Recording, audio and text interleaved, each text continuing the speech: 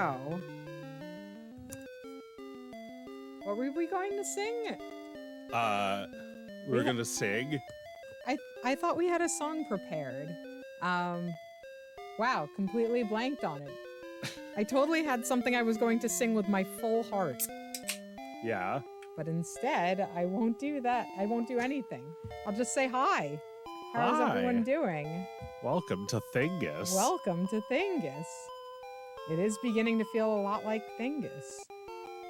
Kringus. Is that like... Wait, no. Kringus is not Krampus. I was thinking Krampus, like the killer. Is Krampus just the killer, or is it a name for Santa? Krampus is like a demon monster, and he punishes bad children by kidnapping them. So is he like Wario, Santa? Well, I think his name sounding like a little like Christmas is a coincidence. I don't think he's like Santa's enemy or anything. He's not like wearing like a Grinch. He's not wearing a tattered Santa suit with like a demonic face. No, I mean, I could show you a picture of what he looks like. Yes, in my mind, Krampus just looks like a fucked up Santa Claus. No, Krampus looks like, well, actually, you know what? These two top images give a very different picture. Okay. The one on the left looks like a demon, like a devil. And the one on the right looks like a fucked up Santa Claus. I knew it. I knew he was a fucked up well, at least some people believe that he was a fucked up Santa Claus. That's really all you have to do when it comes to Santa is believe. Exactly. There's no consensus. If anyone believes, then he's real. Right? That's how belief works. Well, I don't know. I mean, in the movie Elf, they explain that enough people have to believe in him. Right, and that people lately are not believing in Santa. Well, maybe in the 2000s. Now people believe in whatever the fuck you want. That's true. People believe the earth is flat, and, they can justify things like that. We're in a very persuadable time. You can convince somebody under the age of 30 that Bigfoot is real. Because, although, does age really matter? I would like to think that my generation and Gen X are a little more skeptical, but it's not true. I'm seeing those Xers fall pretty quickly. I suppose I'm the only skeptical one. I'm surrounded by idiots. No. Millennials believe in a lot of dumb shit. They just don't believe they don't believe in fiction, mythical beasts walking around in the woods. We definitely don't buy that. No, but they buy tickets to Magical Beasts and Where to Find Them. A terrible movie that millennials bought into and were wrong to, because just because the original writer made it doesn't mean it's good. Did the original writer make it? Yeah, J.K. Rowling did the screenplay. Oh, right. You're right. Under other circumstances, the fact that she wrote that screenplay would have meant it was good. Yeah, it would have even suckered stupid millennials, me, into pirating that movie for free and watching it. So you pirated that movie because you thought it was going to be good? You were curious about it? Yes, I had a feeling that it would be interesting because it was the writer of Harry Potter. Right, writing the screenplay. Right. Except that, unfortunately, you're not gonna, I agree that when those planets align, usually that means you're gonna get a treat. But nothing J.K. Rowling makes is a treat, really. No, even as a kid, I had this, I kind of figured that the fourth Harry Potter book was not as good. Like, it's twice as big, and it's twice as bullshit. Yeah. Well, when anything is that big, it's made of a lot of bullshit. Well, the third book had time travel in it, and even that wasn't as bullshit. That wasn't as bullshit. Well, the third book was a really elaborate story, but it was still like this thick, right? It was still like an inch and a half tops. Right. It was the thickest to date, but it was not even half as thick as the next one. No, it was very restrained still. Maybe, were you the one who were telling me that she used to have an editor who left and then the books got longer? Yeah, makes perfect sense to me. The most in need of an editor person on earth, right? Yeah. Thinking for many, many years now, for many more years than she didn't, that she doesn't need an editor. Yeah, she still thinks she doesn't need an editor, and she's unrestrained on Twitter. Well, nobody can tell her at this point not to say whatever the fuck she wants. She's a billionaire. Like, yeah. You can't go back. You can't go back to the time in your life when you weren't that. Yeah. That's what's so sad to me about simply having a wonderful Christmas time. Is that Paul is just kind of trying to simulate what it would be like to just wake up as nobody in particular except somebody's dad, somebody's husband, somebody's brother, somebody's son. Wouldn't it be nice, Paul thinks as he writes that song, if he could just wake up and not be anybody in particular one day of his life? And it's not possible, unfortunately. He seems like a kind-hearted guy. I wish he could have it. He believes in love, you know? I wish he could have it. But he can't. He can't be normal. He can't be normal for 1 second. He can't simply do anything. No, I mean, he was part of the Beatles. He was part of the only band most people have ever heard of. Yeah. So and that was so long ago. He spent most of his life not in the Beatles, right? That's true. He's in his 70s. Well, but he spent so much of the first part of his life in the Beatles. He was in a band with them when he was like 16, wasn't he? I think him and John joined up when they were teenagers, but then they were a little older by the time they started the Beatles. Okay. But they had been on this track, Paul and John, for almost their entire lives. They knew each other as kids and they formed a band. And by the time the band was over, his entire relationship with John was over too. Right. And where do you go from there? Where do you go from the entirety of your life so far becoming the biggest thing ever, and then it's over? Yeah, I mean, they all had solo careers, I guess, but those careers were only anything because of the Beatles. Like, they only had those careers because of the Beatles, right? Well, I mean, they were all incredibly gifted songwriters, except for Ringo. And, they all had some great music in them. But, no,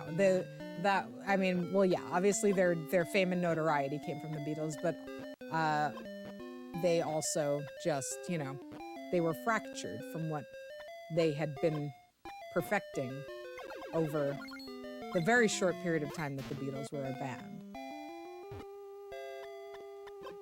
They were they got into a state of creative flow together, collaboratively, that any artist should be so lucky to be able to get into in any capacity in their lifetime.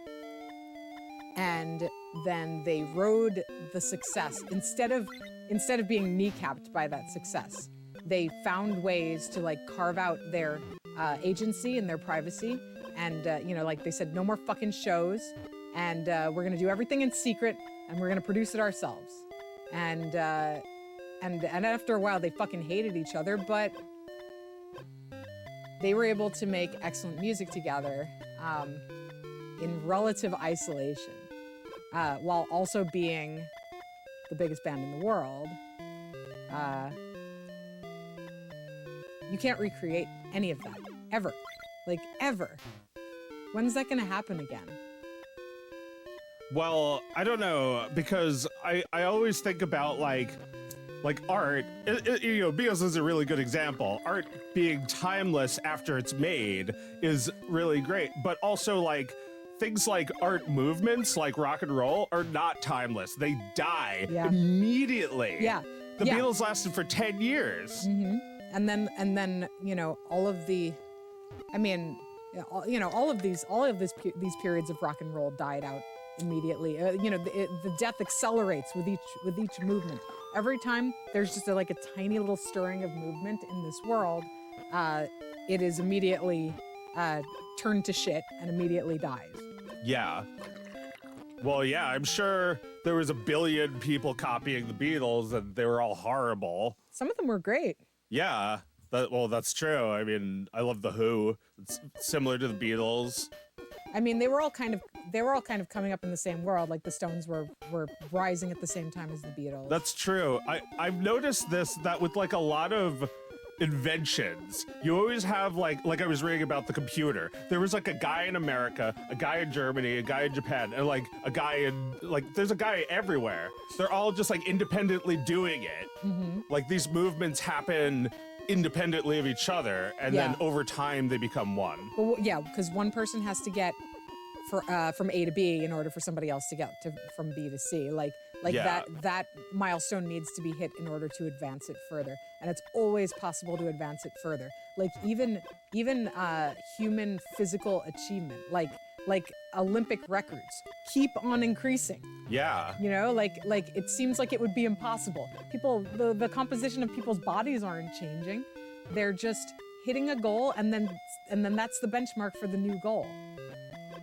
I mean, we could be evolving to be faster or stronger or things that would make us better at sports. Why though? What would be the incentive for that? We don't need that. Well, I don't know. Depends on where evolution is trying to go towards. Right, we don't know.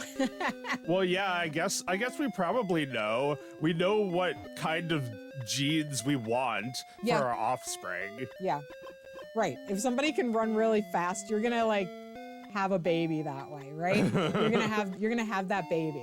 There is some truth to that. I think about how Roger Rabbit kind of makes the joke that Roger survives by being funny. His wife is attracted to him because he's funny. Right. That's if you're funny in real life, that's your running. Exactly. That's your ticket to the next generation. They're Olympic grade comedians. Right. And those people, they're hot. Because they're so adept at their sport, right? When a comedian is looking at the audience in full confidence and just responding on the spot to what the audience is doing and saying the funniest shit you've ever heard just off the top of the dome, someone's got to fuck that guy right away and continue that we have decided that that's important. Yeah, well, we need that. Don't we need that for our survival? For us to be funny? Yeah, no, we're definitely going to need jokers in the future. Yep. Well, also, not to get too dark, but Viktor Frankl was saying how having a sense of humor made it so you lived longer. It's it's in defiance of death to laugh at shit, right? I suppose, yeah. It's the affirmation of life. Yeah. There's all kinds of expressions that are in defiance of death, and they're some of the greatest pleasures of the human experience. Just no, death, whatever. I'm alive, and just finding those things that make life worth living, that make life more potent than death. Yeah. It's not late. What is it? It's 8:40 and we've gotten to this point. Forming our own Viktor Frankl philosophy about the world. Yeah. Well, I feel like being Jewish, having comedy genes is a thing, right? I don't know. We're all funny. It's I don't know if it's nature or nurture, but we're all fucking funny. I mean our family, not all Jews, but Oh, no, yeah, no. When you say we, you're talking about the people in this room and our family. Yeah, I'm talking about our family. We're all fucking funny. Like, it's gotta be generic, right? I don't know. I don't know. I think a lot of the time, I don't know. I don't know anything about this shit I'm talking about right now. But like, No, if you're it's part of, like- mysterious. but if you're part of like a diaspora where like, you know, you don't really have any history that you know of, and you're just kind of like set loose in this country, you can, I don't know. You probably do a little tap dance every now and then. because you're just so unhappy that you have to laugh at your situation. I don't know, even know if it's unhappy. It's just like searching, you know? Yeah. There is a bit of misery about the lack of continuity. You feel like there's nothing in your past, and you're just like searching for something else, and you explore those concepts in a comedic way. I don't know. There could be something to that. There could be something to that, yeah.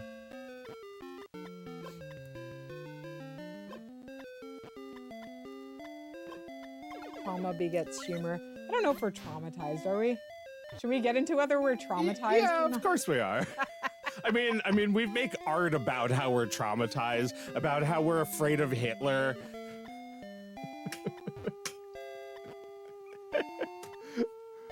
I do remember, like, there was somebody not super long after I released my game who didn't like the game, and he wrote that he found it really annoying how many times I paid reference to Mara being afraid of Hitler. Like, like he was like, he were like, yeah, we get it. She's Jewish and she's afraid of Hitler. Yeah. Like he was bored with that idea. Okay, yeah, like, sorry we threw on top of a tremendous pile of media that was about Jews being afraid of Hitler. Sorry that we bombarded you with 2 entire pieces of media where that happens. Well, I think, like, people just see Hitler as a meme, and they're, like, tired of the meme of Hitler. They feel accused when you use Hitler as an icon. Well, because they've seen everything be called Hitler. Right. But when we say it, we mean Hitler. We mean literal Hitler. That's why I use literal Hitler. Like, there's a moment in literally Hitler where you think it might be someone besides Hitler, but it's fucking Hitler!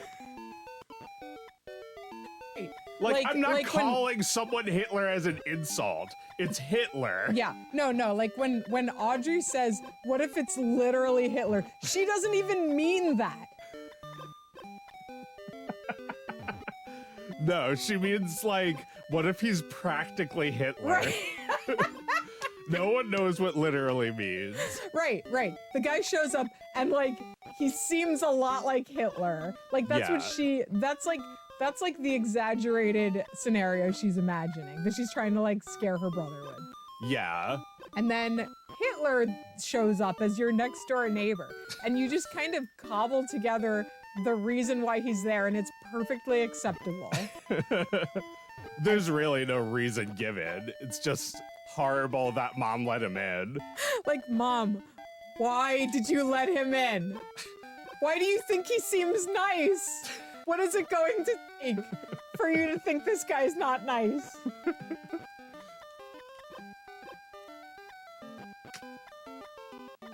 But it was probably the same guy who wrote me a very long letter about how he hated my cartoon.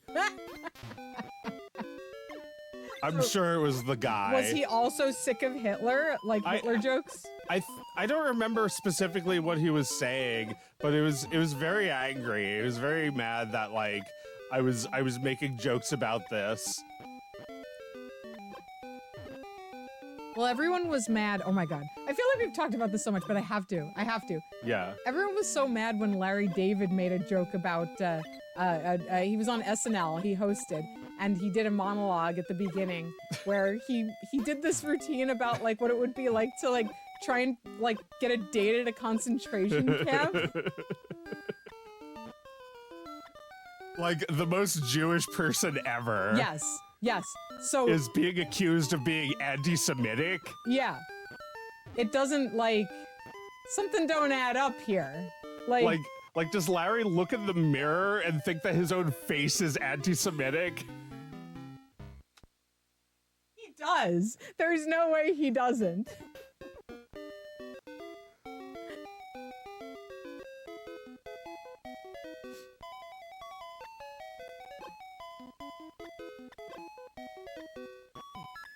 No, it's very strange. But yeah, and people did that about Bernie during the campaign.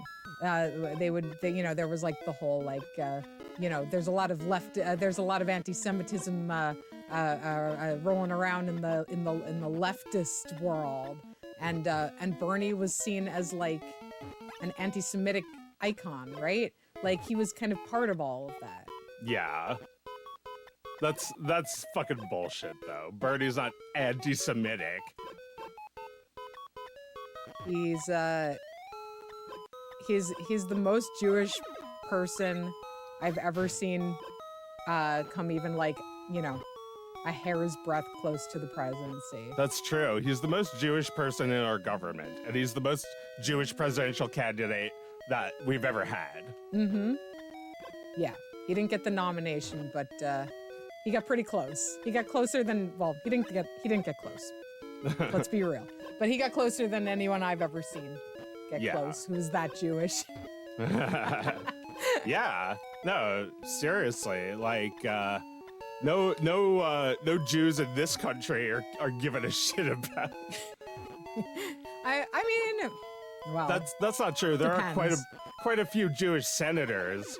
Bernie's not the only one. No, but Bernie is the cartoonishly Brooklynian one. Well, he's also the only one who like whose morals reflect like what I thought Jews were. Yes. What our particular view of Jewish identity is. He has them. Right. Absolutely. Yeah.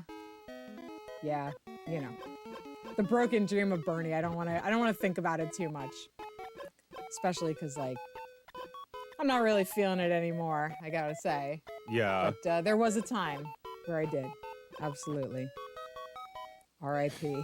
R.I.P. Well, he's not fucking dead. I mean, we can mourn that his campaign fell apart, but he's not the only candidate in existence that could possibly reflect these morals or values. Well, he doesn't even reflect all of it, Well, he's a very old man. He there's no way he could think the same as we do. No.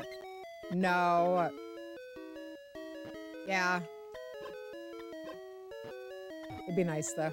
It'd be nice if one person who was born before 1940 would reflect my own values and have any sort of, be in the halls of power at all.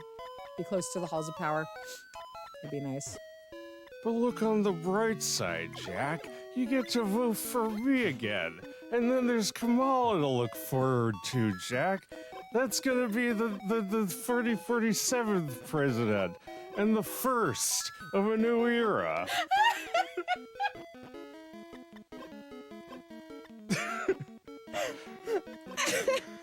I feel like your Joe Biden has a little bit of Joe Pera in it. What does he sound like? Does he talk like that? Joe Pera's like, welcome to Joe Pera. Welcome to Joe Pera Talks with you. Today, I'm going to talk about my favorite breakfast. And he just like, he's also like bringing you in on a secret when he talks, Yeah. And he sounds old, but he's just, he's like 35 years old, but he sounds as old as any other like old, small town Wisconsinite. Or no, Michigander. Is that where he's from? That's where his character's from. I'd be very surprised if he wasn't from there too. His character? Joe Biden? Oh, we're talking about someone else. Oh, Joe Pera. Yeah. No, Biden is from Scranton or like Pennsylvania. I think. Yeah, sure he is. I'm not sure what that accent is. I mean, it's the accent of a person who left home and became a politician. There's no politician, senator, president, what have you, that has like the accent they were born with. Except maybe Donald Trump. he has an authentic to him accent. He formed his accent years before he became a politician. No, that shit's made up too. That shit's all made up too. Did we ever have a president with a real accent?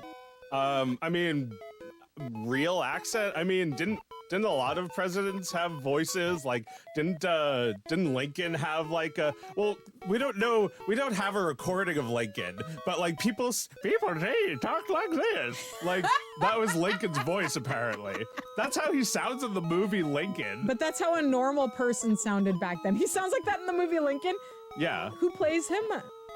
Daniel Day-Lewis. Daniel Day-Lewis talks like that. I believe so. All right, I really need to see that movie. Yes. Yeah, I saw that movie. Okay, yes, you're right. Kennedy did have a real accent. He had an accent. Yeah. I mean, Clinton had some kind of a voice. Yeah. Are you saying that Clinton put it on? Well, I know Bush put it on. Well, Bush Jr., I mean. Yeah. Bush Sr. was a wasp. Bush Jr. was doing like a little down home, and like Clinton was probably playing his up a little bit. You know, Bush was still president when this came out. Sorry to interrupt this political discussion. I just wanted to say one thing about this game before I turn it off. You'll never guess who developed it. Is it our man? Shit. Whoever the fuck. The Game Boy guy? That was Yoshi's Cookie, actually. That was, well, he might produce that game. This was made by Game Freak, who made Pokemon. Ah. So, Satoshi Tajiri, Ken Sugimori, and I forget the musician's name.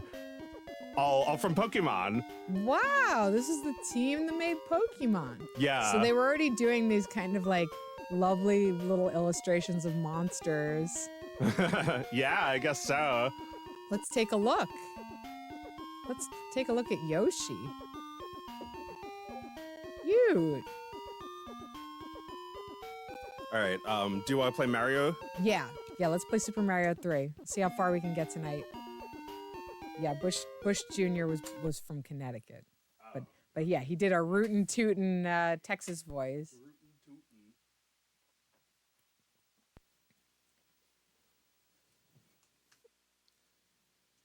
We're gonna get him. We're gonna smoke him. Oh wait, shit. No, oh yeah, we got to do NES. Oh yeah.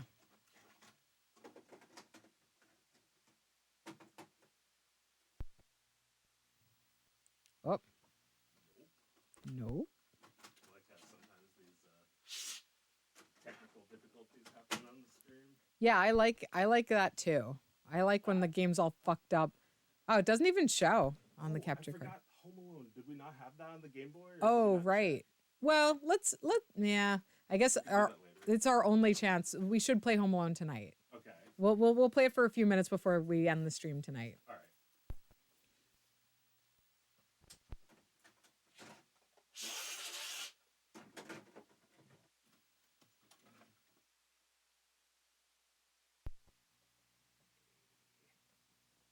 All right. Got a controller over here? Yeah, it's over there. Thanks. All right, so we're gonna have to get to the warp stage. Yeah, So- we have to get the whistles. So you remember where the whistles are, right? Yeah, I think so. All right. So whoever's up to it gets it, I guess. Indeed. Unless you think that one of us should have one. Although I don't think we're gonna be using the other whistle. No, I don't think so. Just We're get it just for fun. gonna have it for fun. I love to have it for fun. Oh, you're putting Gabby's putting her toddler to bed. How sweet. Good night, little tyke. Good night, little SOBs. No.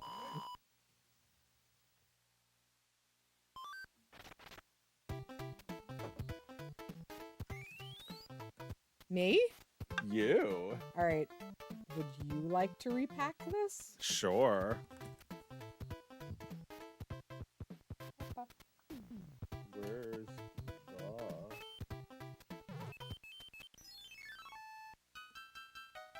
Where's Where's the? Yeah, where's the weed? It's in the grinder. It's in the grinder. Is that the beast? No, I just like couples who are sick of each other. Couples for whom all fondness has drained away. Oh my god, I can't even imagine not wanting to share my weed with the person I'm in a relationship Being with. so acrimonious, you know, toward the end. Yeah. Acrimonious? Just, you know, in a state of awful will, awful feelings for each other.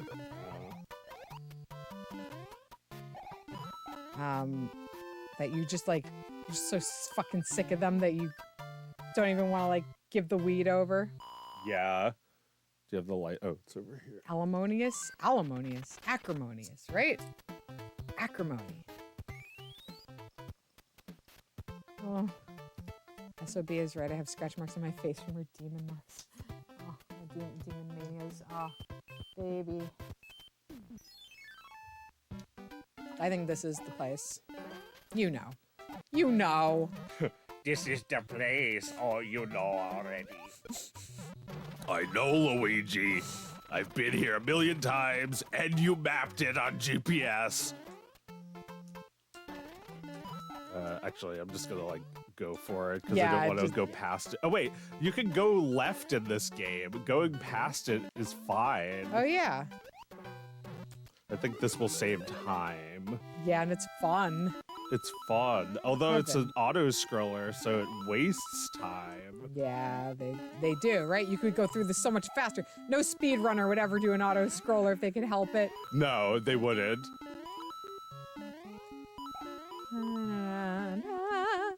Oh my god, I've been so busy lately. I'm trying to get my demo in order for MagFest, and I have no idea what it's even going to be like. Part of me thinks that I'm gonna go there and people are going to play it for like 2 minutes, and I could have just done 2 minutes worth of work instead of making a 20-minute demo. Oh, I see. It's one of the things I'm worried about.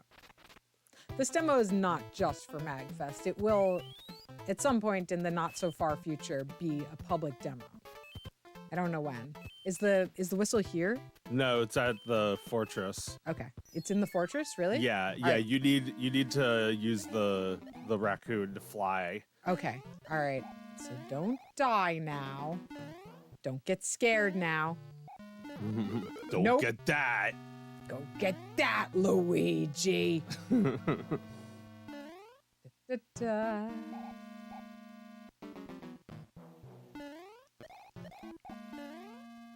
Okay, yeah, it's like above that thing. Oh, really? Yeah, you have to fly up right there. Here? Yeah. And then you like just go all the way to the right. And then I think you press up, like there's a door there. Ah. And that's the whistle. Oh, they want you to turn back at the last second there, don't they? Yeah. Nice. We got both the whistles. All right, let's use the whistles. I love that they still make you play a little bit. Yeah. Just to prove that you could do it. Yep. Warm yourself up. Well, yeah, like as a kid, I wanted to skip to the other levels, but they're harder. Yep. Oh, let's just listen to this map song for just a moment. Yeah.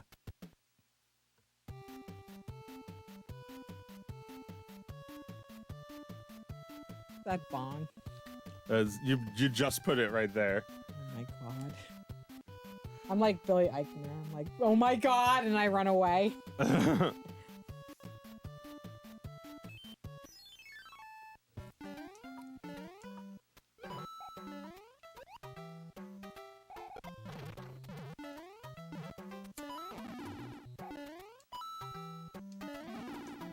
Oh, hey, it's the waterfall. Ah, it's our waterfall. I love Big.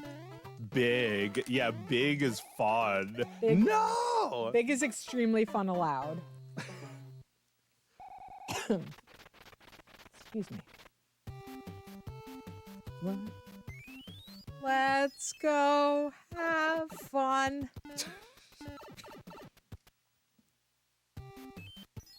Fun's allowed now in New Jersey.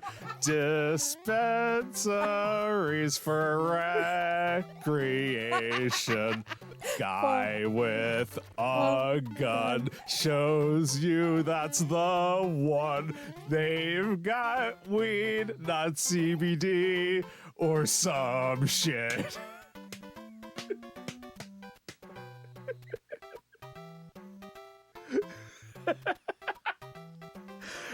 Fellas, they legalized weed in New Jersey. Go to the one with the guy with the gun. Go in the one with the word CBD in the window. If it says THC, run. Run. If you see the gun, fun. Don't rob the place. That would be uncool. And the guy with the gun would shoot you, and we wouldn't feel that bad. No, because what were you gonna do? Steal weed? Yes. Yes, that's why that guy with the gun is there, I guess. It's like, don't steal our weed. I mean, I don't know if you deserve to get shot if you stole weed. You know. I mean, there's so few dispensaries. People need their weed. It's kind of evil, isn't it? There aren't that many. Because every, I wonder if I keep it. No. That would have been fun, though. I mean, and stressful. I hope nobody actually got shot, but that guy with the gun, I guess. I don't know. It's good. It's good to see the gun, and they really got drugs inside. Well, yeah, that's the reason it's good to see the gun. I never want that gun to be used. No. But as a a show of force. Damn it. As a display of like. That there are actual objects of value inside this store. Nothing works quite like a gun. Yeah, get straight to the point. Straight to the point. In a world where there's a lot of scams or surrounding things that you could classify as weed. Yeah. Like this shit that I'm always smoking. I'm worried about you, Joe. I hope it's not going to do damage on you long term or something. Yeah, I also worry about that. I'm cutting back on this vape and smoking more weed because I was able to buy it legally. Yeah, you can get it in Jersey. And Pennsylvania's taking their sweet ass time. It's just medical here, which sucks. Yeah, no. You need pure, unadulterated, fun allowed weed. Yes. Oh, I'll take like that. Some purple shit. It's just called some purple shit. Yeah, you need fun allowed weed. Well, look, at this point, yeah, the stores are a little boring, You go in and you're like, oh man, this used to be like there's a picture online of what it used to be like to buy weed, and it's like this wizard meeting this Aragorn looking guy at like the peak of a mountain or something and like handing him a package. Like that's what it used to be like to buy weed. So like, look, when they finally open a Curaleaf around the block from my house that I can like walk to and, it's just as fucking mundane as walking over to Acme and getting carrots for dinner. It's gonna suck a little bit. Yeah, you like the thrill of committing a crime. Yeah, but it has not been much of a crime for many years now. Yeah. But yeah, maybe then I'll stop smoking so much weed. Maybe. I don't smoke that much, when I do though, I sure do love it. Yeah. That's what all addicts say, isn't it? Well, I mean, I've seen how often you smoke it, and I think you actually are pretty responsible. Like, You wouldn't drive drunk and you wouldn't be high during the day. No. No. No. I got shit to do during the day. Like, oh my God. Bore the listeners with this. Like, the minute I'm out of bed to the minute I turn this stream on, I got shit to do. Yeah. All day. And then Weed is like, would you like to start your fun immediately? And I say, yes, I would. Having shit to do, right? That's what I'm talking about. Oh my God. Sometimes I despair. I gotta say, I despaired a little this week about not having a minute, you know? It's not always easy, but I got over that despair quickly because I don't have time for it. Yeah. And you know. Oh no! You got over that despair very quickly too. Yeah, but only because I was experienced from previous failures. Also, I lost my turn. Oh. Well, you know what? I'm experienced from previous failures. I have despaired about my situation before, and I know that that despair never fucking means shit, because shit's gonna get done. Everything's gonna get done. And when it's done, it's never going to have seemed that hard. Ah! Oh, that's hard. I guess you're right. There are things that I've definitely like anticipated for a long time, then finally did them, and now they're far into the past. Yep. And you can say you did it. And, yeah. And I've experienced that enough times that when I do fall into despair, I start to feel like maybe I'm depressed. I just think about all the times that I've pulled myself out of this one, and then I can deal with it faster than before. To accommodate my schedule. Oh, you got it. Hell yes. Oh, mushroom reward. These castles get trickier. Yeah, this was a nasty one. Yeah. But we're at the end, and we could punish the fucker who designed it. Oh my God, these little bastards. You got him. Oh. So scary. No, yeah, so scary.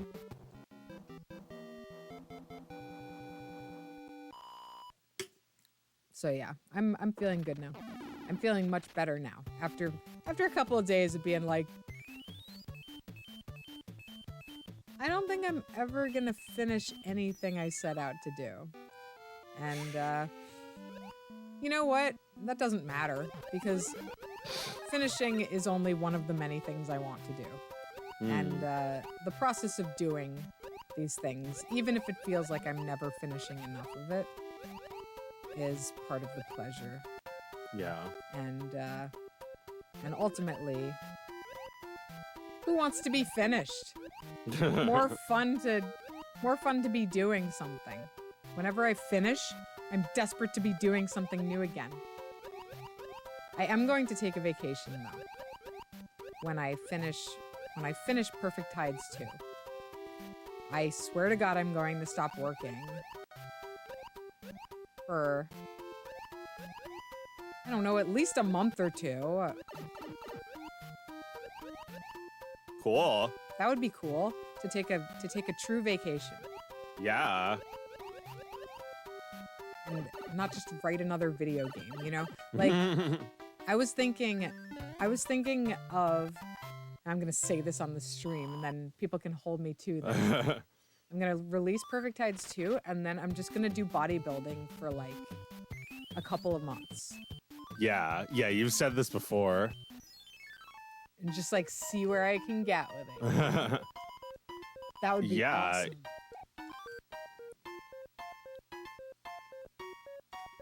It would be so great to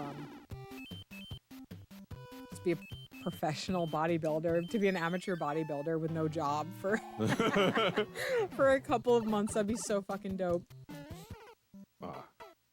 So yeah, that's what I'm hoping. If I can finish this game by the time before I stop being 40, I'll be like, all right, I'm 40. I'm going to be a bodybuilder. Hold me to it, guys. I think it's what I must do. Well, yeah, we're gonna see you all the time, so we'll see your progress. Yeah, you can see if I'm. You're gonna come over and you're gonna be like, "How's the bodybuilding going?" And I'm just like laying on my ass. I'm just eating bonbons, and I'm like, "Huh?" Did you see that video of the cat that says "huh"? No. There's like this white cat that looks sort of like mom's white cat that's just like, and like they dubbed over it to say "huh." There's like, "huh." Yeah, it like. It's really funny. It's really stupid. It's just like a TikTok meme, but like that's just like a genius like combination of that cat and that audio, which no one knows what it's from. Yeah. Probably just recorded by the person who made it. Yeah. But like it reminded me of that one with the woman who's like crying and there's a cat in the other picture. Yeah. Those photos had nothing to do with each other. No. They somehow got combined and then they became the perfect meme. Yeah. Yeah. The perfect meme. Yeah, well, there probably is no perfect meme. Although I was thinking about Charlie Bit My Finger. I was like wondering how many views did that get? It seemed like, all right, let's try and guess before we find out. You guess, because I looked it up. You looked it up? I'm going to guess that to date, Charlie Bit My Finger has, if it hasn't been re-uploaded, is it the original upload? The original upload is gone. So we can't actually know how many people. Well, saw we it. know how many views it has before it was gone. Okay. 3 million. 1 billion.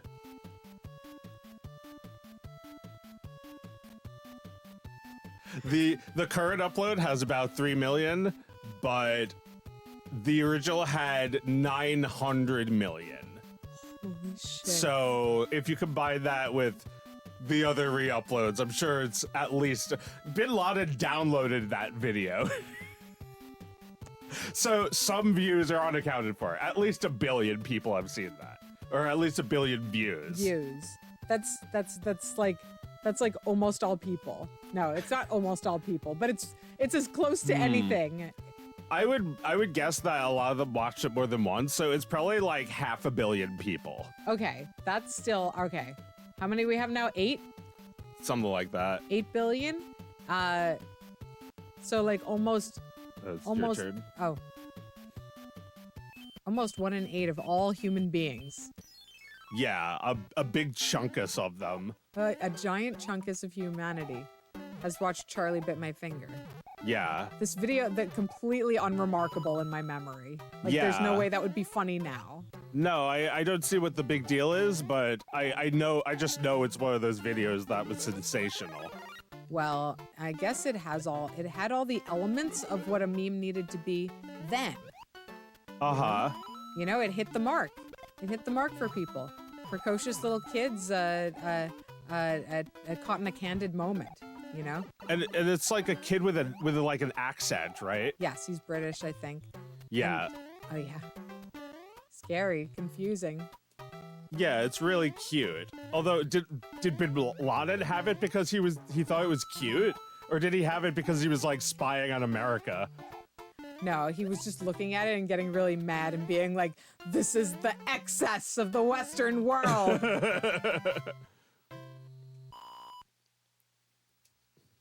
Yeah, just getting mad that his video of himself in a cave didn't get as many views. Wait, how many videos did Bin Laden's video get? I mean, I don't know. His videos were all over the news, so probably like, as you know, what's the average people watching television? Like 20 million?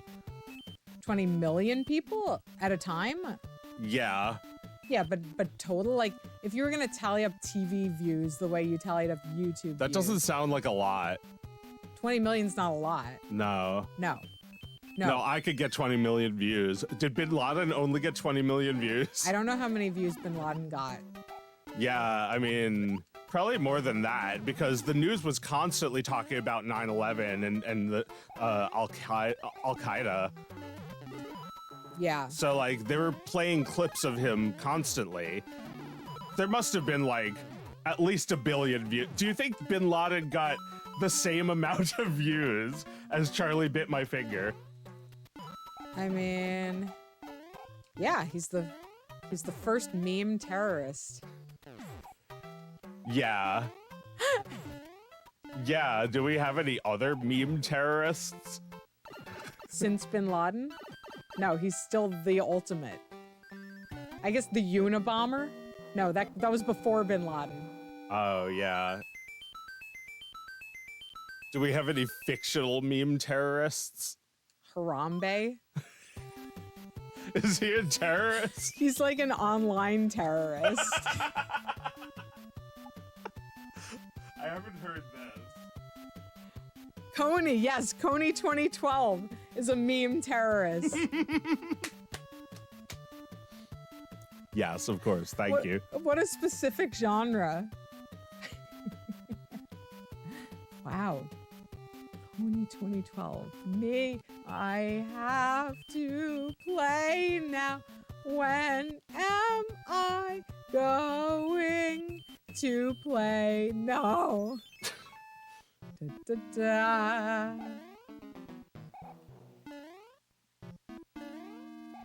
What about ISIS? That was an A meme. Yeah, that was a meme. Yeah. Like, people would just say, I'm going to destroy ISIS as a meme. Or they'd say, I'm going to join ISIS as a meme, but they were serious. Oh, there's no door here. I think it's like invisible. You just like You can just press up, but yeah. I'm not going back there. Well, it's too late now. I think it's just like a power up, or it might be a whistle. I don't know. No! I don't think we need that. I fell right into his fucking trap. No! Oh, fuck.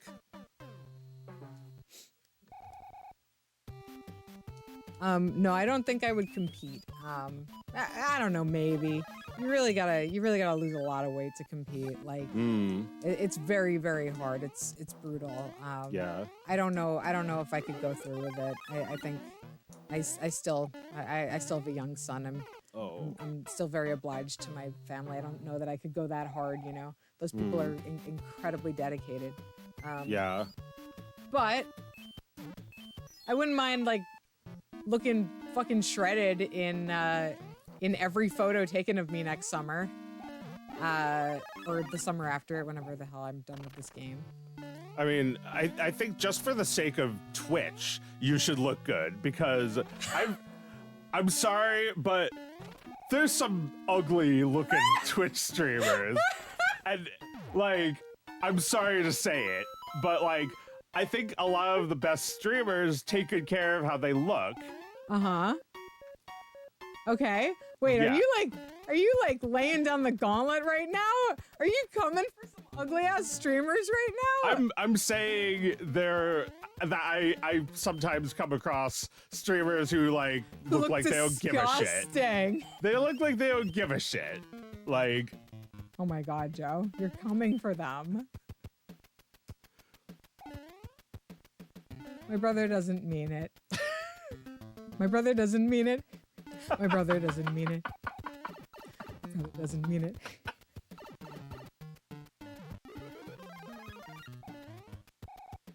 This is a fun one. This one's fun. yeah, this one has fun allowed. And it's a little like Mario Brothers because you come out the other side when you go through. It's a little hall of mirrors for Mario enthusiasts. No! Hard! Can I go through this one? Oh, I can't. That one's harder to go through. Huh? Yay! Yeah, it's a fun puzzle where fun's allowed. Yeah, And like, you can go all the way to the right and come out the left. Yep. We've been thinking about this a lot lately. This idea of fun being allowed. Yeah. Well, like, Is fun not allowed? I feel like fun not allowed is how a lot of people feel. I think it's kind of the default. And if fun is allowed, people are surprised. Yeah. Hell yeah. Hell yeah. 3 1-ups, I'll take it. In a giant 1-up box. Wow, that sure was worth it. I wish I'd done that last time. I was like, yeah, what the fuck?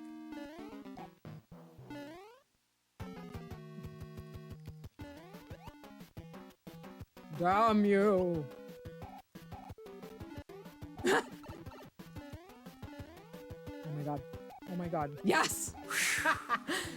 Tension and release! Yeah, that's right. That's game design, true. baby.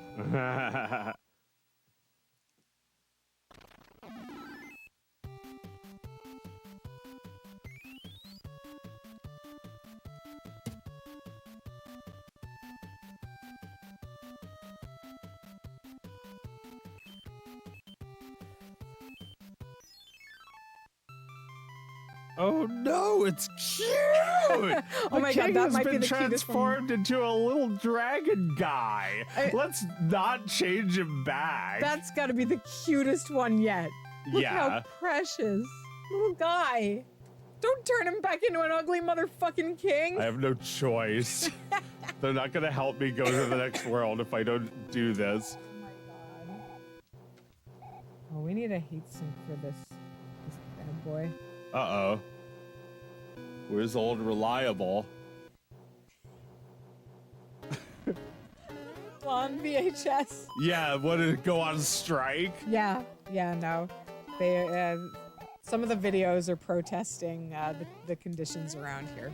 I'm sorry to say. Yeah, I don't know why we always use the same Mulan VHS tape as a heatsink, but I don't doubt that it started to resent us for it. You know what? That shit's been bad luck. Last week we had a terrible connection. We got disconnected quite a few times. Our video got broken up into 500 little pieces. I think the Mulan video needed to fucking retire. And I will now be using, all right, well, I am temporary, oh no, I shouldn't use this because this is like magnetic. So we're using nothing. So I'm currently using nothing as a heatsink for my my computer battery, which you know, tirelessly runs this entire operation. No! I need something else. Oh, about a coaster. Yeah, instead of using plastic, we should just use wood. Does it start a fire in here?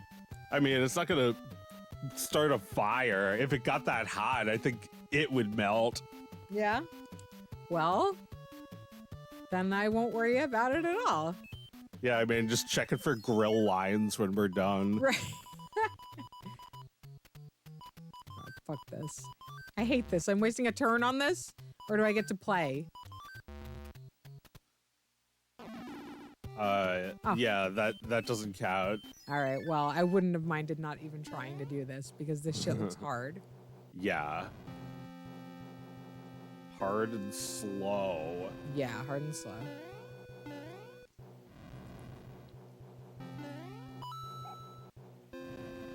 Man, good thing those things aren't hot to stand on. I'm not going down there just for coins. I don't know, I'm going down there for coins.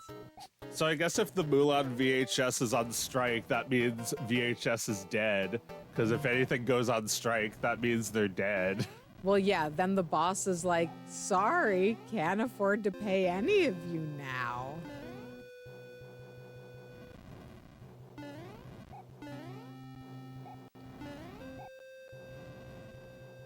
But we'll hire you back at half the rate as before, and Botley is your boss. Botley, that little educational toy Oscar has. Hey.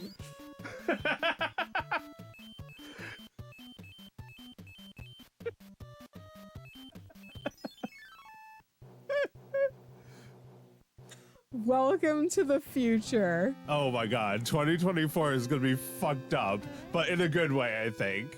I think it'll be really fun. You walk into work after, you know, exchanging a few emails with somebody who's trying to like organize the workers. You walk into work and Botley is your boss. He's just standing there on the floor when you come in, turns around when you walk in like, hi. He's like 4 inches off the ground. And he's got a little clipboard in one hand and a little pen in the other one. And he just goes, and then moves around all day.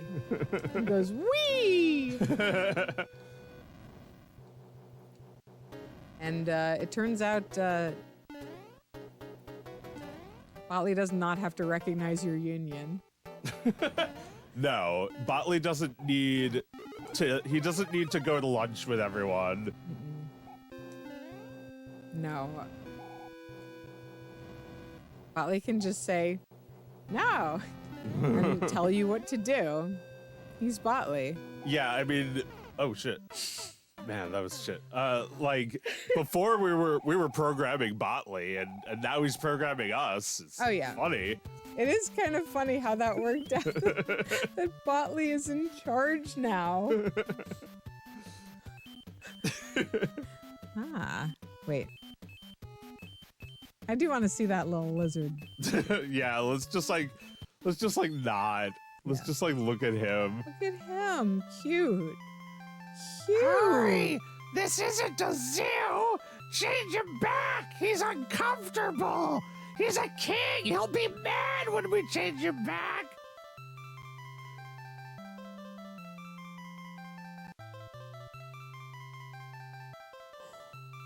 You gotta hurry! You're supposed to play the entire game!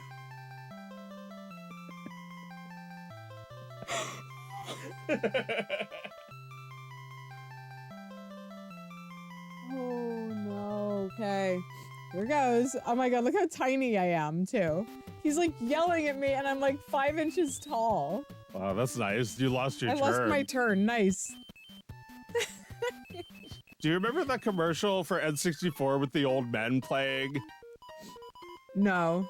They're like old men and they're like talking like it's the year 2000. It's like, Yo, this is whack! like that kind of thing. If I saw it again, I think it would come right back. Yeah.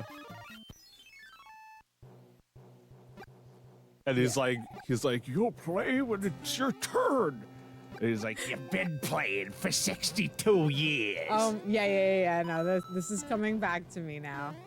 it's a commercial for like fruit roll-up. No, fruit by the foot, because it just keeps like everlasting. Yeah. Well, yeah, because every commercial in that time period was just like, adults don't understand your world at all. They don't get you. They don't know anything. They don't rule the world.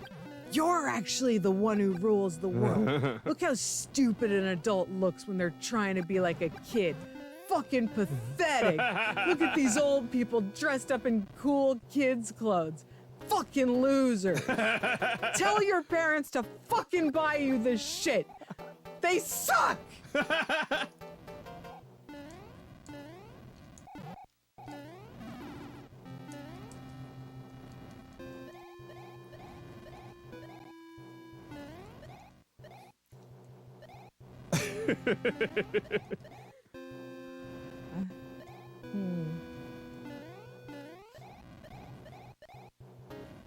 Fruit by the foot.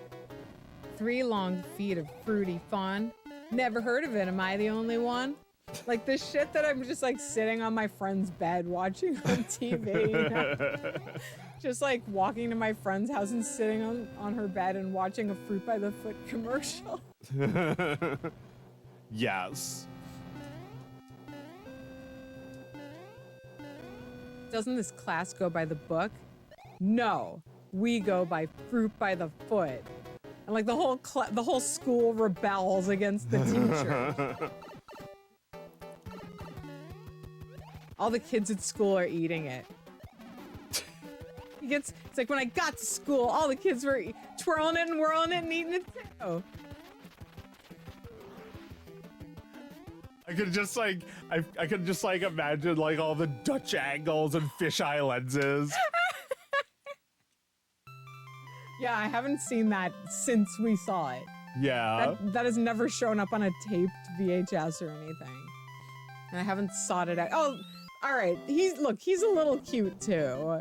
Well, he's happy now. He was unhappy. He was in pain as a dinosaur. Yeah. But like compared to the other kings, he's got kind of like a cute little puppy look about him, you know? Princess Toadstool. You gotta get that princess. We're going to the princess, right? She's a prisoner? I mean, well, it's like she's not a prisoner yet. She becomes a prisoner at the end of the game. Oh yeah? Yeah. Yeah, Bowser is like, yo, chumps, while you were running around, I kidnapped the princess. Right. Gwahaha, you'll never. Oh, whatever. man. Oh, we got to get to that. Man, I can't wait to see that. Yeah, that's like a minor difference in this game, that we're not like trying to rescue the princess this whole time. She's fine, I guess, for a while. But she's like the high stakes at the very end, like it should be. Yeah. And I think that's why it's so great that Mario RPG begins with you rescuing the princess, but then the rest of the game is not going to be that. No. They get the princess rescue out of the way in the first like 10 minutes. Well, they show the limits of this world at the beginning of the game, but then the limits are the world is torn by the enemy from another world. Mm-hmm. So like they show how much higher the stakes could be when this very easy to understand formula is broken apart. Yeah. Right. Like we do this every weekend. You, me, and Bowser. Well, yeah. Like even if you've never played a Mario game, you know that this is how things are. Yes.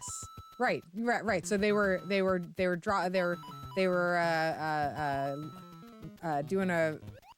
doing you know.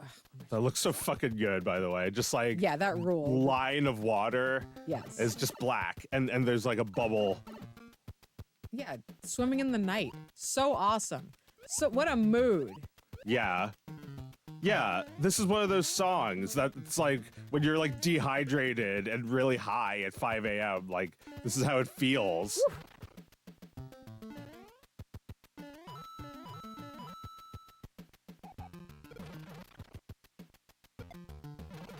Dangerous but like, yeah, we were talking about Mario RPG, how like it sets up the formula as if that was the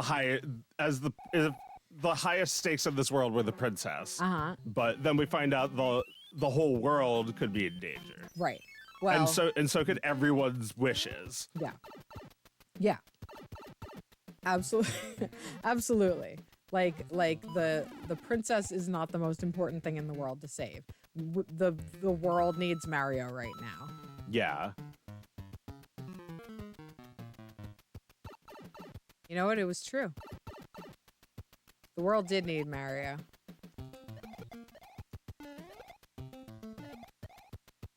And what Squaresoft has given to the narrative strength of games.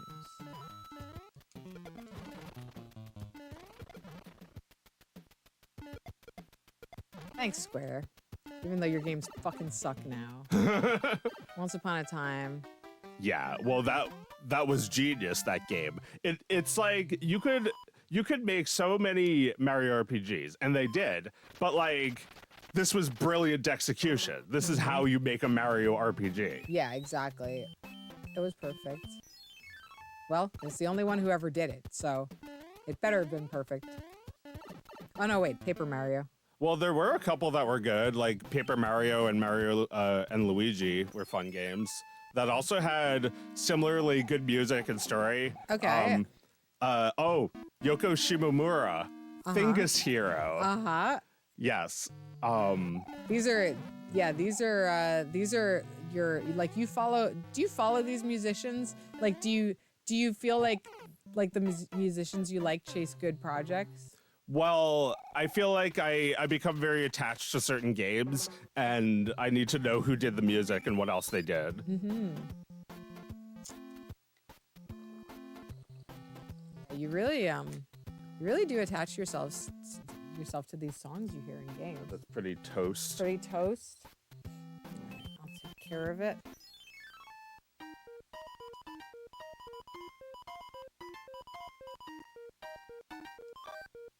Ooh, it's the Yo. Tanuki suit. Nice! Oh man, yeah. We gotta break out the Tanuki suit. Yeah. Mario. And the camera zooms out, and it's the entire planet Earth saying Mario. Yeah. And then it's Mario's head, the planet Earth. Right? The whole world turns into Mario. Uh-oh. Like, cover the world. Oh, nice. Ah! Oh my god, this is Oh my stressful as fuck. Oh my god. So scary. Holy shit. No! I'm fucked. Got him. Oh. You made it out with your life. Yeah, that's what counts. Did you mean to use the Tanuki suit for this level? Oh, well, I just, like, put it on, and then, like, the hammer row was right there, so whatever. Can I have the grinder base there? Thanks. Oh, are we out? I don't know. Is there more in this? Mm-mm. If you could just hand me, yeah. Oh my god, I don't know if I can do this. This might be a little hard for me right now. Let's listen to this for a minute. Yeah. It's a little reggae vibe. Yeah, it's all throughout this game. Yeah. Yeah. Do, do, do, do, do. Island music. Yeah.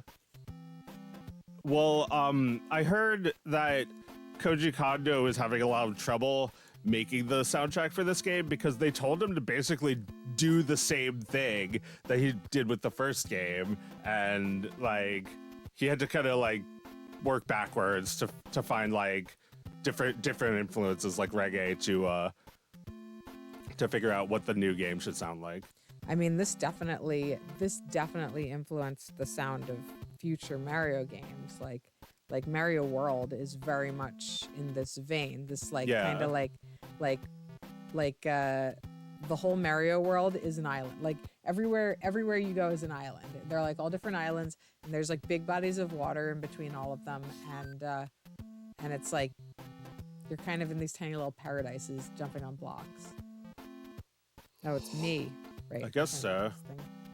I don't know if I have the fortitude for this. I'm fading a little bit. I'll go a little more though. Okay, I mean we could stop and play something else. We did get to this level, right? Have we only done? Can we easily jump back to this level? Yeah, we could just like start this level over again. Yeah. Okay. Pretty good Mario 3 tonight. Yeah. Did you want to play something else? Yeah. What do we want to do? Want to try and do Home Alone?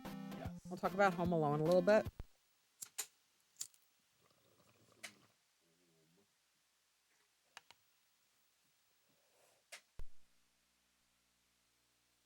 All right. Who's playing?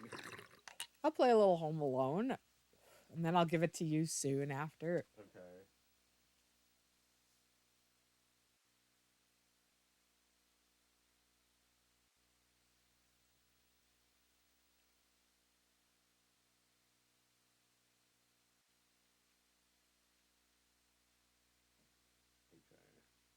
Here it is. All right. What kind of speech sounds do we think are going to be in this? Ah! Ah! Oh my god. Thingus hero, the video game composer John Williams. My guess is none, No voices. because voices are really big, and well, it could have voices, but that Blues Brothers game didn't. No. So Okay, so they're going for it with They this. don't want. Yeah, that's true. They're going for it with this fully scored intro. It does sound pretty good.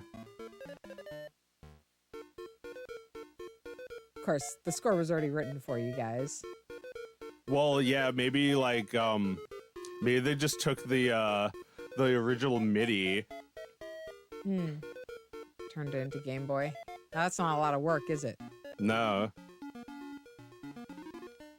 Anyway. Da da da da da.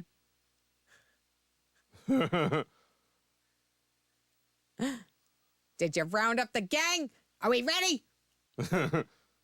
I fixed everything. What about the brat? Is he home alone? Not for long. I've been waiting a long time for this. All that stuff. Jewels, VCRs, TVs, and toys. I want that kid's toys. Okay. But first, we grab the gold, jewels, and silver. Enough gabbing. Let's do it. Bad sign. Bad sign. The theme song. Bad sign that the theme song is repeating from the title. Okay. Is this a puzzle game? Did I jump up on that t-shirt?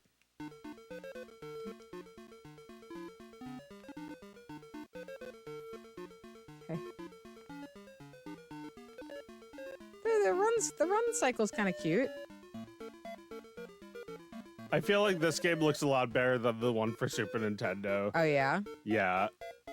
Well, the graphics are like they're more stripped down, but that's a good thing. Yeah. I mean, you want to feel like the spirited little boy running around the house. Yeah. Oh shit. A little Game Boy. This is not at all in the spirit of Home Alone though. Like this is just like hand-to-hand combat. Like Kevin is smaller than them.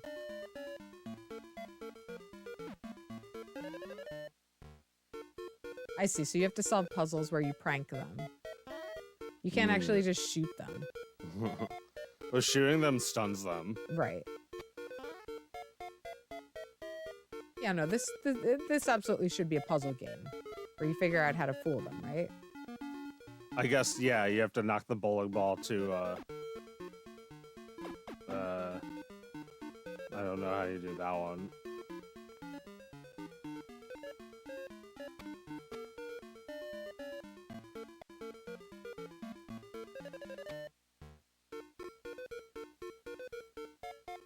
Can I have inventory?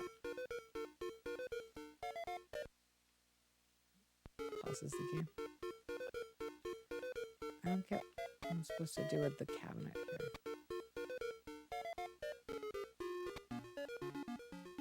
Bring out.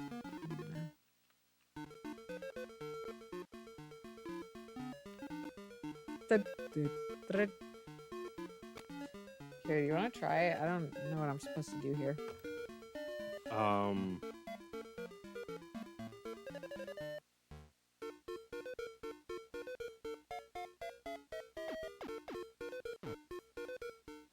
You just went for it.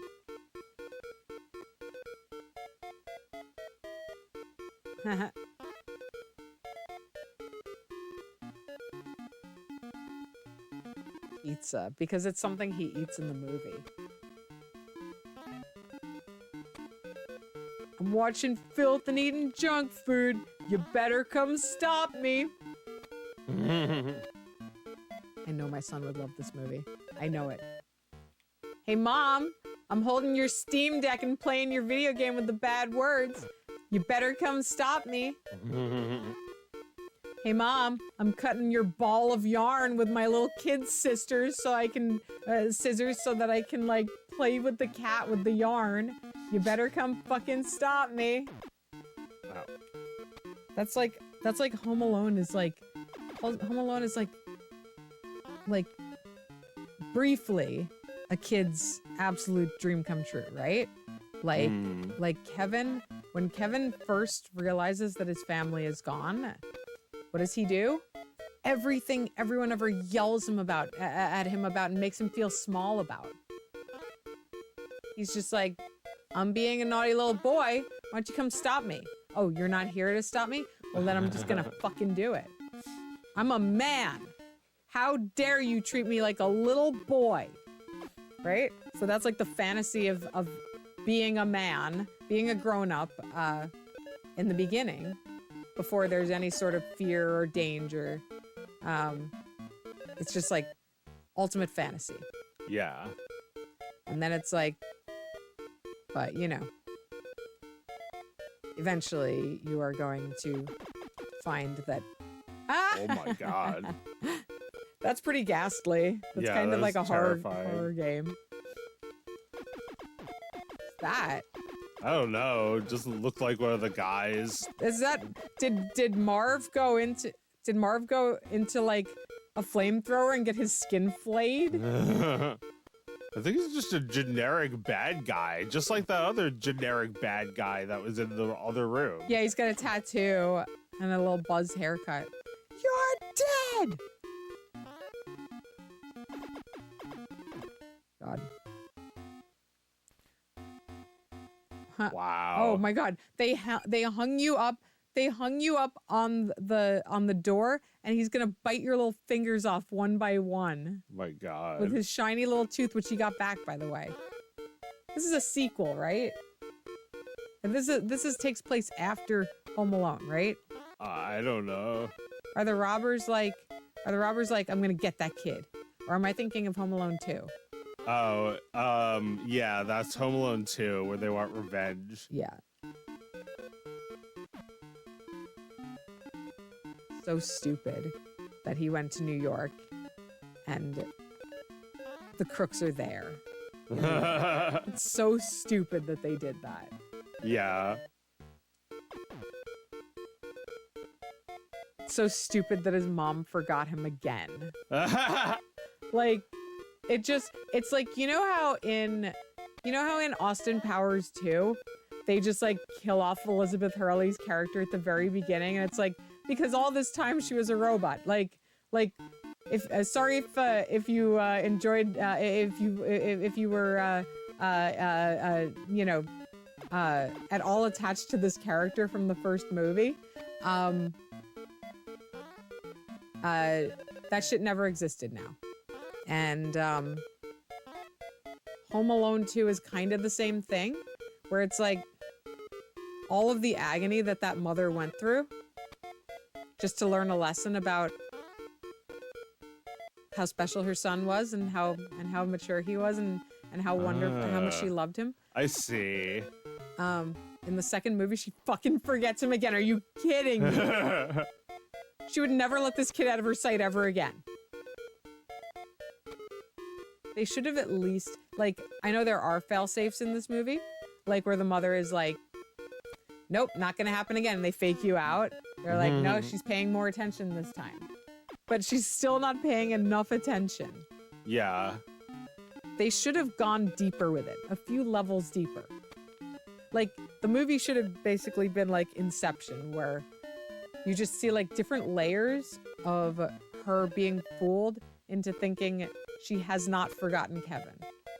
And she's like, nope, I was prepared for this. And this. And this. Nope.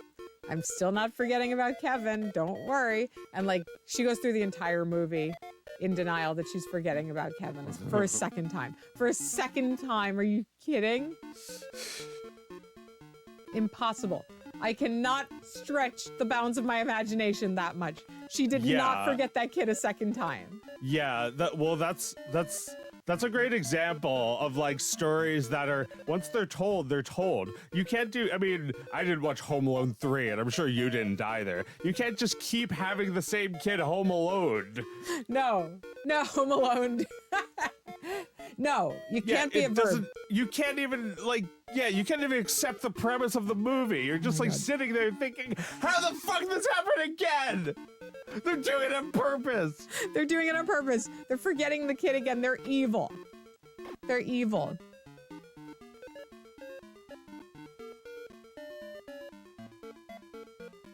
I do remember really, really being mad about the way Buzz bullies Kevin in the second movie.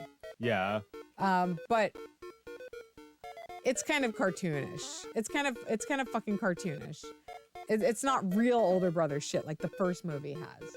It's like Buzz is like making fun of Kevin while he's singing a solo in a choir. Like he would deserve to be like punished for the rest of his fucking life for that. For humiliating his brother at a concert. He gets off scot-free from that. Yeah. Yeah, that's dumb. Yeah, that's dumb. In the first movie, Kevin, the first you see of Buzz is like Kevin walking into Buzz's room while Buzz has like another cousin in there, like showing his tarantula. He's like, aren't you worried he won't have anything? How's he gonna eat when we're away? He just ate like a ton of baby mice the other day, so he'll be fine until I get back. And like Kevin comes in to ask Buzz to like help him with something because nobody's helping him. And it was like, he's like, he doesn't want to have to sleep in the bed with Fuller because Fuller just pisses every time he drinks anything, and he just had a full thing of Pepsi. So he's like, Buzz, can I sleep with you? And Buzz is like, I wouldn't let you sleep in here. And like the camera makes him look so big and imposing, like looking at you. He's like, I wouldn't let you sleep in here if you were growing out of my ass. Something like that. Like if you're growing out of my ass. And like Kevin's just like he's so fucking scared. He's so fucking scared of his big brother who's like, I don't know, 12 years old. 12 years old. And Kevin's like 8 and he's so fucking scared of him. And then after he does that, he's like, come here, Kevin, check this out. He goes over to the window and Kevin's like, oh, good, he's being nice again, right? My big brother is being nice. He's showing me something. He goes into the window and he's like, you see that old man down the street? You see how he's digging that shovel? Well, he killed 4 people, but they could never pin it on him. That's salt. You think he's using that to salt the snow? That salt dissolves the bodies, turns them into mummies. And Kevin's just looking, he's just like, scared. Mummies. He's so fucking scared. It's just real older brother shit, you know? Like just, and you know, yeah. The second one can never compare. Yeah. Oh my God, it's so good. It's so good. It's so good. The bossy sister who's like, Kevin, you're what the French call les incompetents.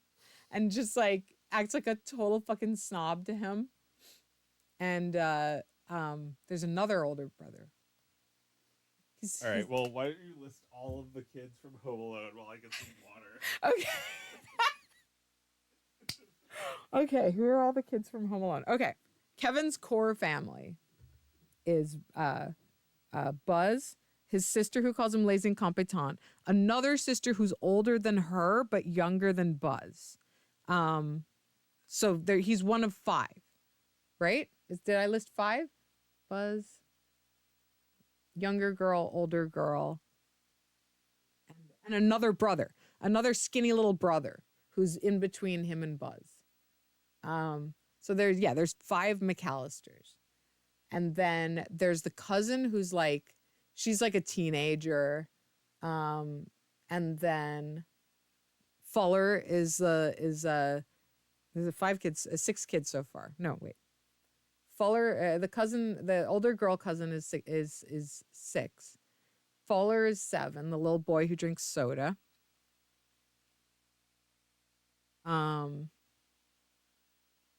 There's at least one more kid. There's the kind of like also a teen, like about Buzz's age, the guy with glasses. I don't think that's one of the cousins. Maybe that's it. 8 kids? 8 kids? Isn't there another one who's also small like Fuller? There's 2 little ones, right? So I think there might be another little girl. They're both so little that when Joe Pesci, when Marv is dressed as a cop and talking to them, he's like, "Where's your mom? Huh? Where's your mom?" They're both just like, Like mouths agape. They can't say anything. There's 2 kids for that. So then what would that be? Shit. I lost count. 5 McAllisters.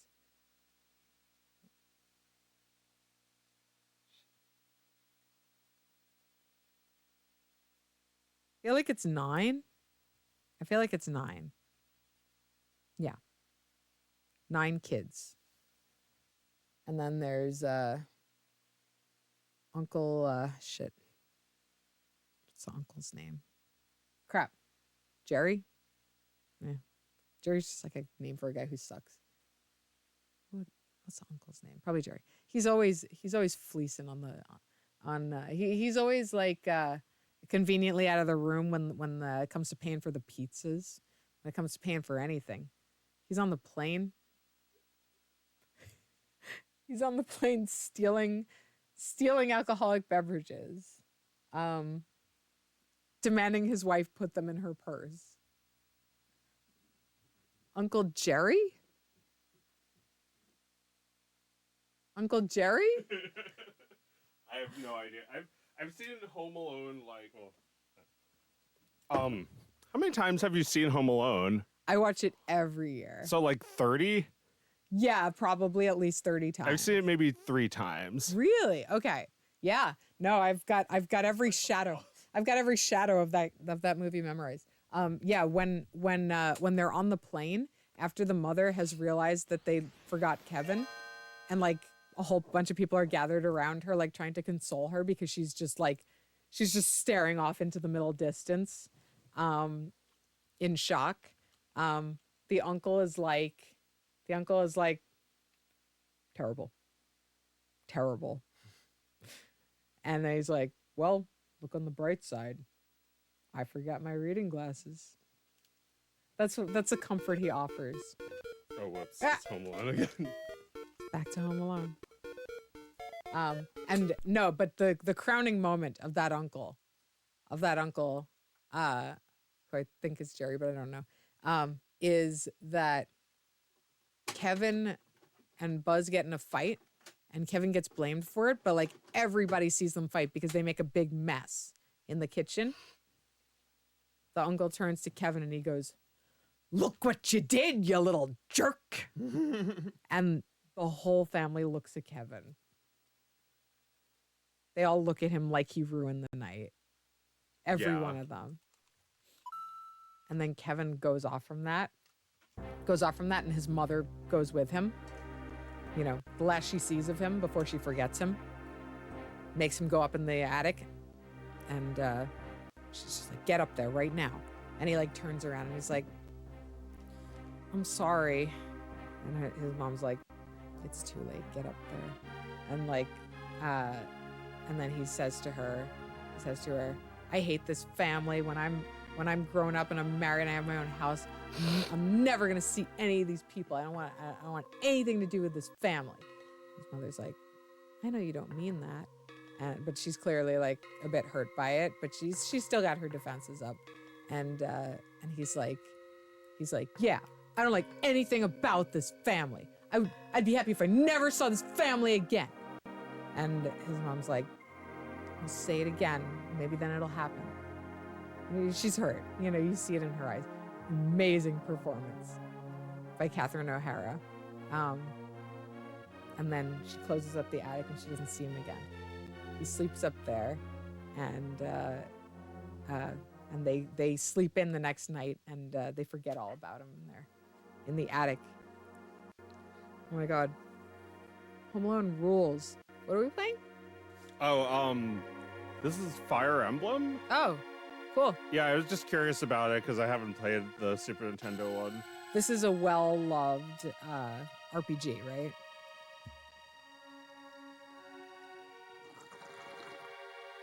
Yeah. I guess you haven't played any of them? No, I've never played any of the Fire Emblem games. Let's just listen to the theme song.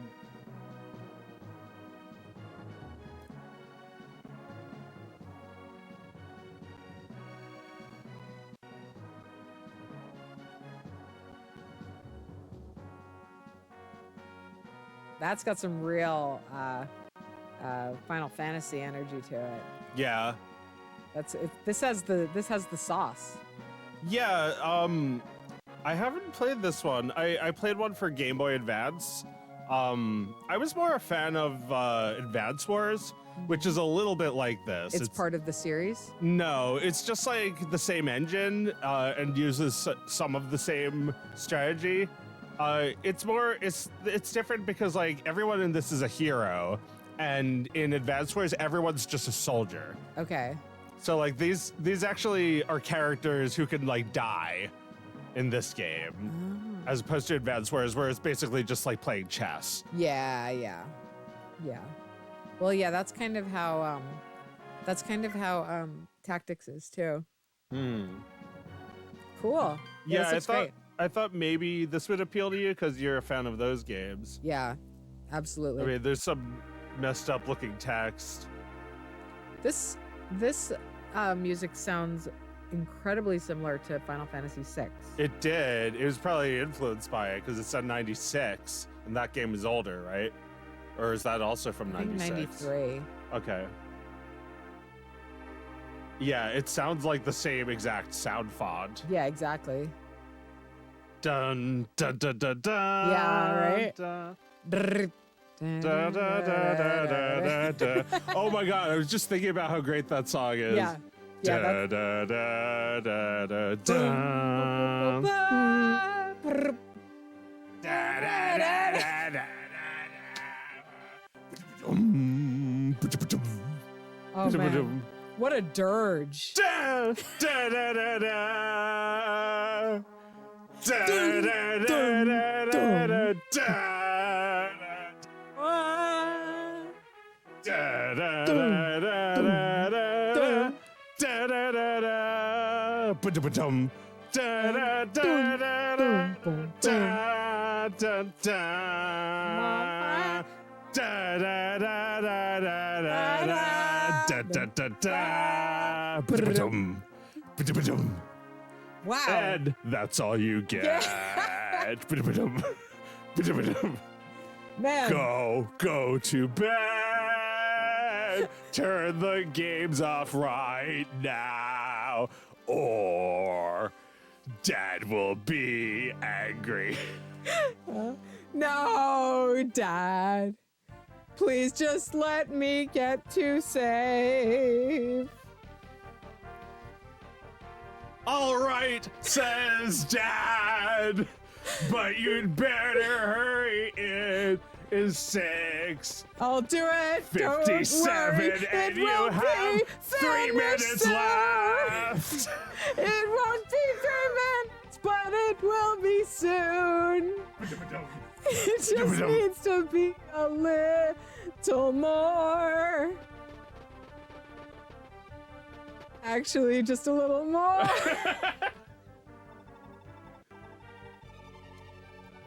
There's a character named Gandalf.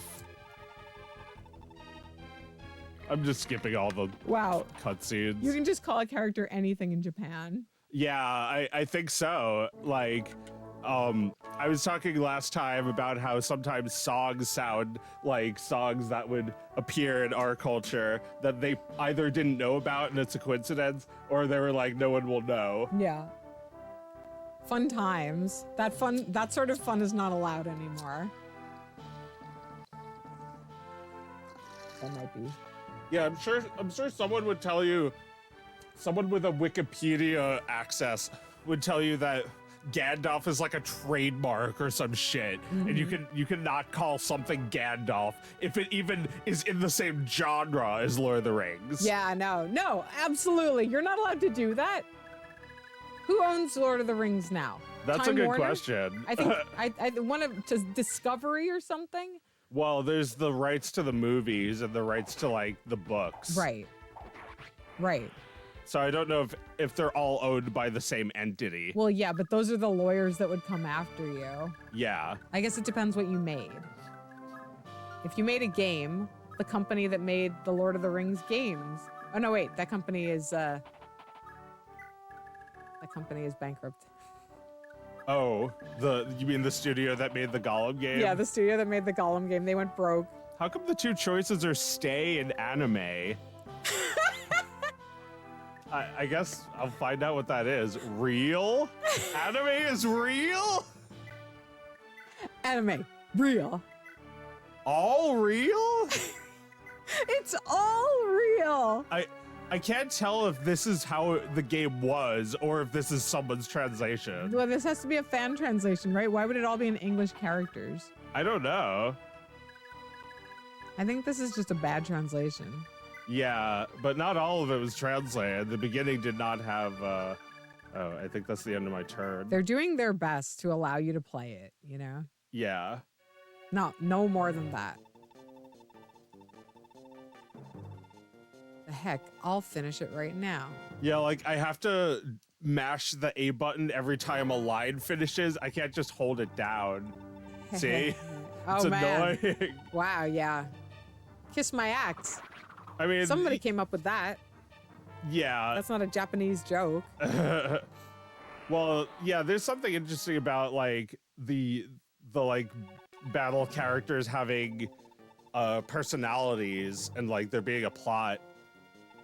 I just like don't know why I've never like been able to play through a whole one of these games. I feel like they're really long. Yeah, the battles look hard because the characters look so small.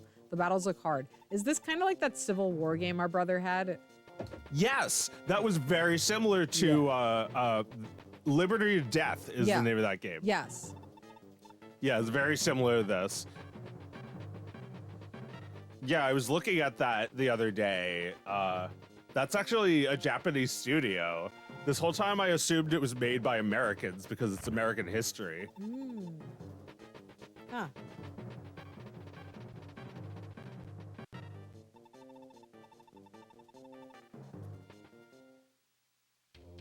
All right, here's a tougher battle.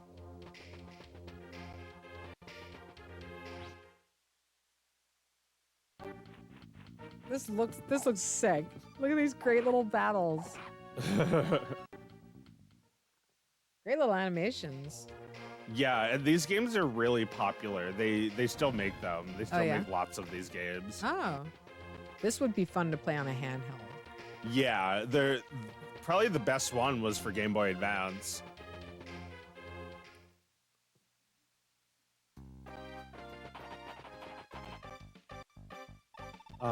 But yeah, as we've said before, RPGs are kind of difficult on the stream. So I think I'm about done with this. Yeah. I think, just wanted to show it off. No, this is lovely. What a showpiece. Beautiful. What can we wind down with at this point? Sure. We could think about some heroes and villains. Oh, sure. Well, I think my hero for this week was Yoko Shimomura, who did the music for Street Fighter and Mario RPG and Mario and Luigi. Well, so like that was pretty much the only thread that, because like we said that Mario RPG, they really only made one. Oh yeah, they also made others. There was kind of a thread through her music in those two series, which was kind of cool.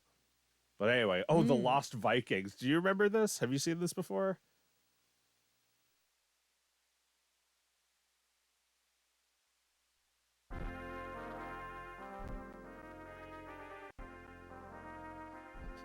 This is another, like, you know how before I was like, guess who made this? Like, you'll never guess who made this.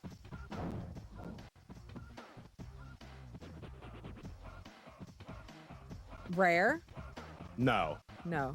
Oh, it says down there, but But it's different now. Wait, oh, I see. It's not called that anymore, so I'll give you a hint. Like Pokemon, it is tremendous today. The studio that made this. Rockstar? No, but you're getting warmer. Yeah. Oh, let me hit start. Yeah, no, this definitely is a showy little number.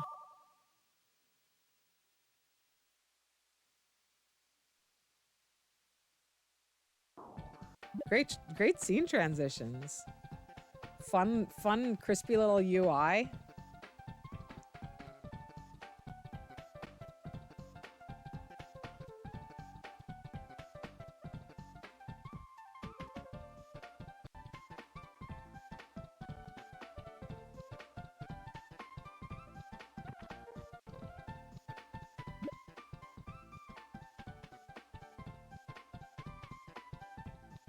Right. So you have 3 Vikings, and you can switch between them, and you need them all for like they do different things, like shield guy. Mm.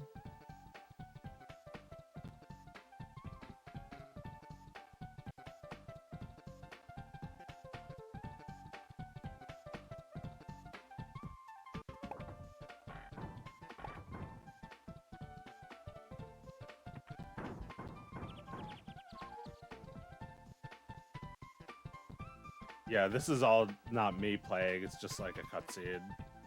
Oh, really? Yeah, I think they just are trying to make us watch the tutorial so we're not confused later. Yeah, but why don't you make us play the tutorial, dummies? Yeah, it's a good. Oh, I guess I could just skip it. Oh, is the creator of Super NES 138 in 1 a Thingus hero? I think all the people who made the multi-carts are heroes. Ow. Anyone who has exported those games and kept them in circulation. I mean, you know, maybe there was a time where this was real theft, but these games are so old now, and the only way to ever own most of them is, you know, and an ever-growing number of them, is to pirate them.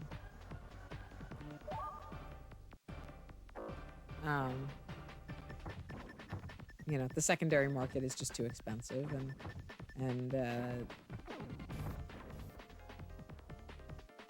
some of them, you know, will just not be re-released ever by the publisher. And Yeah, I'm just gonna say it. They are absolutely Thingus heroes. Everyone who makes ROMs and rips ROMs and makes emulators and shit, they're all Thingus heroes. They've made it possible for us to play any game since like 1993. Like, emulation is great. yeah, and games and like games that are completely lost to time, or would be. Yeah. Or would be, unless we, if not for the ability to enjoy them again.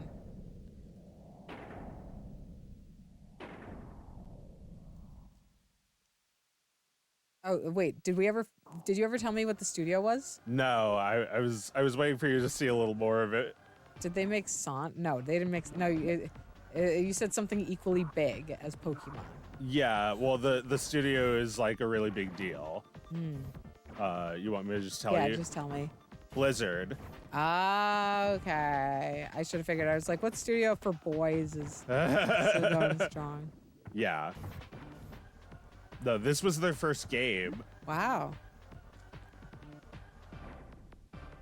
I think I have to jump. The other guy just stands still. Yeah. Thingus heroes. All the people who make the ROMs. Thanks, everyone. I've encountered countless great experiences with video games by pirating them, and I hope to encounter many more.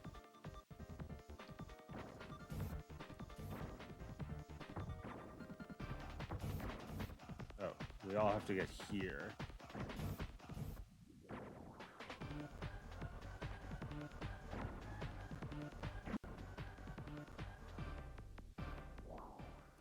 J.K. Rowling as Thingus villain. I mean, she came up, but I've kind of tuned her out. You know, like I think it's awful what she does, but like I'm not gonna check and see what it is. You know. So I don't know that I personally have a grievance with her right now. I feel like. I think it's possible for her to be a Thingus villain because of how she, like, you know, when she made it